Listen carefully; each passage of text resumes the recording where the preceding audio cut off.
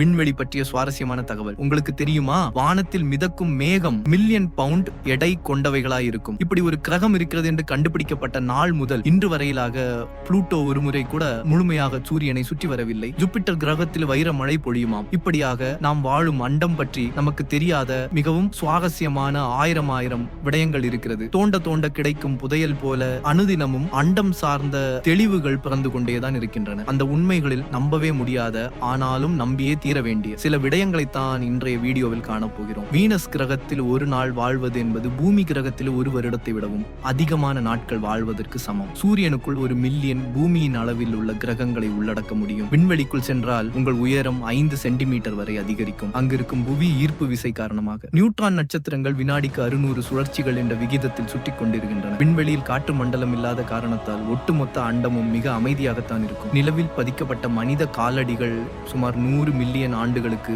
அப்படியேதான் இருக்கும். விண்வெளியில் புவியீர்ப்பு விசை குறைவாக இருப்பதால் உப்பு மற்றும் மிளகு போன்றவற்றை தெளிக்க முடியாது. எனவே அவர்கள் திரவ உணவுகளை சாப்பிடுகிறார்கள். திட உணவுகள் மிதந்து சென்று ஏதாவது ஒரு இயந்திர பகுதிக்குள் சிக்கிக்கொள்ளவோ அல்லது விண்வெளி வீரரின் கண்களை தாக்கவோ வாய்ப்புகள் உள்ளன. கருமையான விண்வெளியின் பரந்த வெளிப்பரப்பில் நீல நிறத்தில் காட்சியளிக்கும் பூமியை விண்வெளி வீரர்களால் காண முடியும். மேலும் அவர்கள் நிலவின் பின்பகுதியை பார்க்கவும் நிலவில் பட்டு தெரிக்கும் வித்தியாசமான வெளிச்சங்களை அவர்களுடைய கருவிழிகளால் உணரவும் கூடிய அனுபவங்களை பெற்றிருப்பார்கள். அறிவியல் ஆய்வாளர்கள் எவ்வளவுதான் பரிசோதனைகள் செய்து விண்வெளி வீரர்களின் அழுத்தத்தை தாங்கும் திறன்களை சோதித்தாலும் நீண்ட நாட்களுக்கு விண்வெளியில் பயணம் செய்ய நேரிட்டால் மூளை பாதிக்கப்படும் என்பதை மறுக்க முடியவில்லை. ஏனெனில் விண்வெளியில் உலவி வரும் காஸ்மிக் கதிர்கள் மூளையை தாக்க வல்லவையாகும். விண்வெளியில் கழிப்பறைகளை பயன்படுத்துவது என்பது சவாலான காரியம்தான். பல்வேறு விண்வெளி ஆய்வு நிறுவனங்களும் இந்த பிரச்சனைக்கு ஒரு தீர்வு காணும் பொருட்டாக பல மணி நேரங்களை செலவிட்டுள்ளன. முன்னதாக விண்வெளி கழிப்பறைகள் காற்றை அடிப்படையாக கொண்டு இயங்கி வந்தன. எனினும் தற்போதைய ஏர் பில்டரிங் முறையும் முன்பையொத்த முறையாகவே உள்ளது. விண்வெளி வீரர்கள் பூமிக்கு திரும்பிய பின்னர் பூமியின் புவியீர்ப்பு விசையுடன் பழகுவதற்கு நெடுநேரம் எடுத்துக் கொள்வார்கள். அவர்கள் விண்வெளியில் பொருட்களை கீழே போடுவதைப் போலவே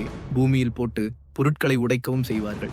விண்வெளி களத்தில் தூக்கம் என்பது ஒரு சிக்கலான விஷயமாகும். விண்வெளியில் சிறிது நேரமாவது தூங்க நினைக்கும் விண்வெளி வீரர்கள் கடும் பிரயத்தனம் செய்ய வேண்டியிருக்கும். அவர்கள் தங்களை ஒரு பட்டைக்குள் புகுத்திக் கொண்டு மிதப்பதையும் மற்ற பொருட்களுடன் மோதுவதையும் தவிர்த்து கொண்டு தூங்குவார்கள். விண்வெளிக்கு சென்று விட்டு திரும்பும் வீரர்களின் உடல்நிலை 2 முதல் 3 நாட்களுக்கு பலவீனமாக இருக்கும். விண்வெளியில் குறைவான புவியீர்ப்பு விசை இருந்ததான் காரணமாகவும் மற்றும் விண்வெளிக்கு யார் சென்றாலும் ஏற்படும் சாதாரண விஷயமாகவும் இது உள்ளது. நீங்கள் விண்வெளியில் இருக்கும் பொழுது 90 நிமிடங்களுக்கு ஒரு முறை சூரிய உதயத்தை பார்க்க முடியும். இதனால் தான் விண்வெளி வீரர்களின் தூக்கத்தில் ஏராளமான பிரச்சனைகள் உருவாகின்றன. சாதாரணமாக இருக்கும் பகல் மற்றும் இரவு வேளைகள் இல்லாததால் இந்த பிரச்சனை ஏற்படுகிறது. சர்வதேச விண்வெள தளத்தின் நிர்வாகிகள் இந்த பிரச்சனைக்கு ஒரு புதுமையான தீர்வு கண்டுள்ளனர். அவர்கள் விண்வெளி வீரர்களுக்காக 24 மணி நேர அட்டவணையை தயார் செய்துள்ளனர். பூமி நேரத்தை அடிப்படையாக கொண்ட இந்த கால அட்டவணைப்படி அவர்கள் வேலைகளை செய்வார்கள். சாதாரண மனிதனுக்கு விண்வெளியின் வாழ்க்கையை அனுபவிக்கும் வசதி எளிதில் கிட்டுவதில்லை. விண்வெளி ஆய்வாளர்கள் அல்லது விண்வெளி வீரர்கள் மட்டுமே இந்த அனுபவங்களை சில நாட்களுக்கு தங்களுடைய விண்வெளி பயணத்தின் ஒரு பகுதியாக பெறும் வல்லமை பெற்றவர்களாக உள்ளனர். மேலும் சுவாரஸ்யமான வீடியோக்களை காண நமது சேனலை